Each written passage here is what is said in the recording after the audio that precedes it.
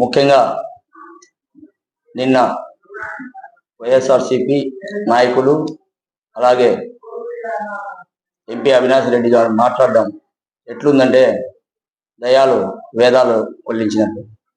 ఎందుకు చెప్తున్నామంటే ఆయన నిన్న ఎలక్షన్స్ లో పోలీసులను అడ్డుపెట్టుకొని రాజకీయం చేసే విధంగా మాట్లాడతారు అని ఆయన అన్నాడు.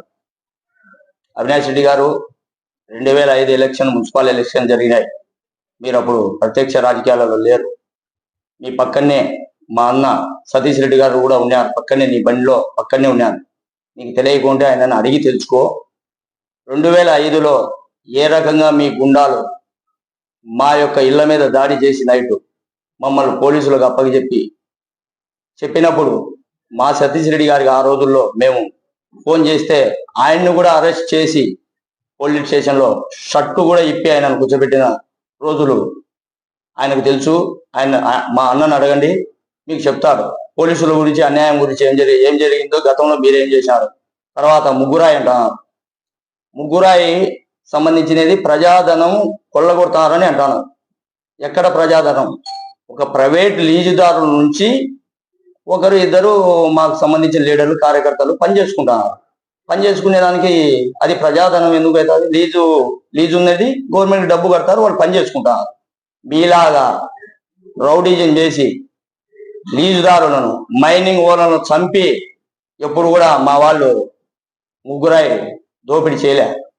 ఇంకొకటి చెప్తాను, మీరు ఎప్పుడైనా గుర్తుపెట్టుకోండి, వేముల మండలం సంబంధించిన రాము మైనింగ్ చేసేటప్పుడు మీ ఇంట్లోనే కమిషన్లు కూడా ఇచ్చినారు. అది కూడా నువ్వు కనుక్కో. నిన్న మీరు మాట్లాడుతున్నారు మట్కా జూదం గురించి మాట్లాడుతున్నారు. గత 5 సంవత్సరాలు విడిగా మీ నాయకుల ఇళ్లలో మట్కా జూదం లేదా సినిమా థియేటర్ల కాడ జనాలు ఉన్నట్లు మట్కా స్థావరాలు నిర్మించే వాళ్ళ ఇళ్ల దగ్గర లైన్ క్యూలో మట్కా రాసినది నిజం కాదా? ఒకసారి తెలియకుంటే పోయి ఆ గుట్ట మీద కనుక్కో. ఇంకొకటి మట్కా గురించి మాట్లాడినావు, అర్థమైందా? మట్కా గురించి ఎక్కడ కూడా ఈ పులివెందులో తెలుగుదేశం పార్టీ వచ్చినాక మట్కా ఎక్కలేదు. జూదాల గురించి మాట్లాడతావు. నీకు సంబంధించిన లీడర్ల ఇళ్లలో 5 ఏళ్ళు ఒక్క రోజు కూడా పండగ పాలన కూడా లేకుండా, ఆ రోజు సెలవులు కూడా లేకుండా 5 ఏళ్ళు పూర్తిగా మీ లీడర్ల ఇళ్లలో జూదాలు జరిగినాయి. అది కూడా ఒకసారి ఆలోచించు. తర్వాత ప్రజాస్వామ్యం గురించి నువ్వు మాట్లాడతాను. ప్రజాస్వామ్యంలో లీజ్ తీసుకొని వాళ్ళు డబ్బులు కట్టి పనిచేస్తున్నారు. మీలాగా అక్రమంగా ఇసుకలు తోలి 10 టిప్పర్లు పెట్టి ఎవరు మీ గొడ్డలి బ్యాచ్ ఉన్నారు చూడు, ఆ గొడ్డలి బ్యాచ్లకు ఒక్కోరికి 20 టిప్పర్లతో ఎప్పుడైతే అప్పుడు మీరు గతంలో సీరియల్ ప్రకారంగా తీసుకోమంటున్నారు. కానీ పగిడిపాలెం ఇసుక రీచ్లో వీళ్ళకు సీరియల్ లేకుండా శంకరెడ్డి గారు అయితేనేమి, కోడిరమణ అయితే ఏమి, వీళ్ళందరూ టిప్పర్లు తిరిగినాయో లేదో మీరు ఒకసారి ఆలోచించండి. ఆలోచించి మాట్లాడండి. ఇసుక గత ప్రభుత్వంలో ఇసుక దొరక్క కార్మికులు ఎంతగా పనులు లేక ఇబ్బంది పడినారో మీకు తెలియకుంటే మీ కార్మికుల సంఘాలు కూడా కొన్ని ఉన్నాయి కదా, మీ బేర్లాలను వాళ్ళని పిలిచి అడగండి. ఆ రోజుల్లో ఇసుక మనకు దొరుకుతానే, అధిక డబ్బు పెట్టినా కానీ ఇసుక దొరకని రోజులు అవి. ఇప్పుడు చంద్రబాబు నాయుడు గారి ప్రభుత్వంలో, కూటమి ప్రభుత్వంలో ఇసుక మా లీడర్ బీటెక్ రవి గారి దృష్టికి కొంతమంది ట్రాక్టర్ ఓనర్లు వచ్చి, అన్నా మాకు అక్కడి నుంచి ఇసుక తోలుకోవాలంటే మాకు డీజిల్ రేట్లు కొద్దిగా కొంత ఎక్కువ అవుతున్నాయి, ఏదో ఆ డంపింగ్ యార్డ్లో కొద్దిగా ఆ యొక్క మిషన్ ఛార్జీలు కూడా తగ్గిమంటే అక్కడ ఉన్న లీడర్లతో కూడా ఆ మిషన్కు సంబంధించిన కూడా ఇసుక అతి తక్కువ ధరలో వాళ్ళకు ఉపాధి కలిగే విధంగా ట్రాక్టర్ ఓనర్లను అయితేమి, డ్రైవర్లను అయితే తగ్గించిన ఘనత ఒక బీటెక్ రవి గారికి తగ్గుతారు. ఇసుక గురించి మాట్లాడే రైట్స్ మీ పార్టీకి కానీ మీకు కానీ ఎక్కడ లేవు. బీటెక్ రవి గారి గురించి మాట్లాడుతున్నారు. బీటెక్ రవి గారు మీలాగా అది ముగ్గురాయి కమిషన్లు తీసుకొని ఆయన బతకలే. మీ ఇంట్లోనే మీ నాన్నగారికి అయితేనేమి, మీకైతేనేమి కమిషన్లు చేయనాయో లేదో మీరు అడగండి ఒకసారి. ఇంకొకటి అరాచకాలు, దోపుళ్ళు, మర్డర్లు అంటారు. ఏ హయాంలో మర్డర్లు ఎక్కువ జరిగినాయో పులివెందుల చరిత్ర అందరికీ తెలుసు.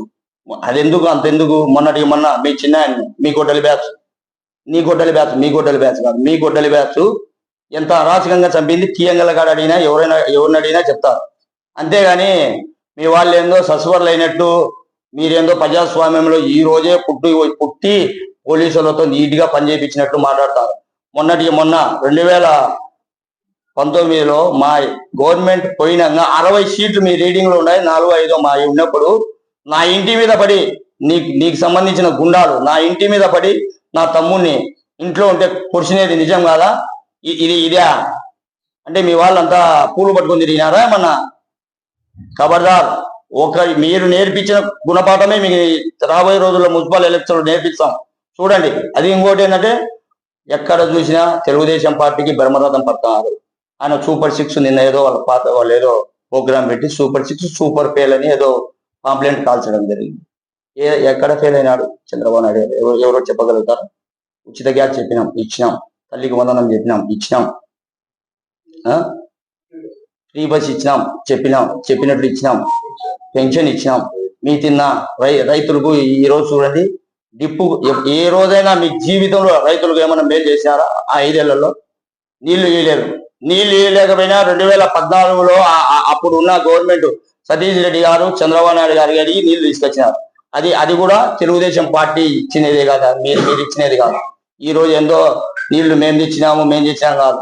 ఎక్కడ కూడా పులివెందల్లో ఎండల కాలం వస్తే పత్తి ముఖ్యంగా గుట్ట మీదకి సంబంధించిన కానీ బాసరాపురం ఇట్లా లేవు, కొన్ని వెనకబడిన ఏరియాలలో ట్రాక్టర్లు పెట్టి, మీరు కౌన్సిల్ బాడీ మీద ఉందని ట్రాక్టర్లు పెట్టి ఆ యొక్క డబ్బును తిన్నారు, కానీ ప్రజలకు నీళ్లు ఇంటికి కుళాయికి ఇచ్చేదానికి కూడా మీకు లేక ఉండదు.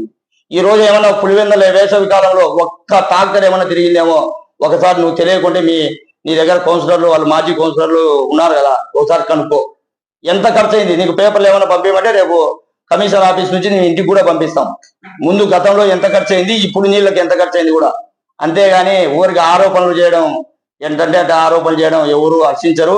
రాబోయే రోజుల్లో మేము చేసిన అభివృద్ధి తెలుగుదేశం పార్టీ రాబోయే రోజుల్లో మున్సిపల్ చైర్మన్ అభ్యర్థి గెలవబోతున్నారు. ఇది తథ్యం, రాసి పెట్టుకోండి. మీరు కాదు, మీ పెద్దలు వచ్చినా కానీ దీన్ని ఆపలేరు. రాబోయే రోజుల్లో ఖచ్చితంగా మున్సిపల్ చైర్మన్ అభ్యర్థిగా తెలుగుదేశం పార్టీ గెలుస్తుంది. ప్రజలు దానికి బ్రహ్మరథం పట్టేదానికి సిద్ధంగా ఉన్నారు. మార్పు కోరేదానికి ప్రజలు సిద్ధంగా ఉన్నారు. కాబట్టి రాబోయే రోజుల్లో పులివెందులలో తెలుగుదేశం అభ్యర్థి గెలవబోతున్నారు.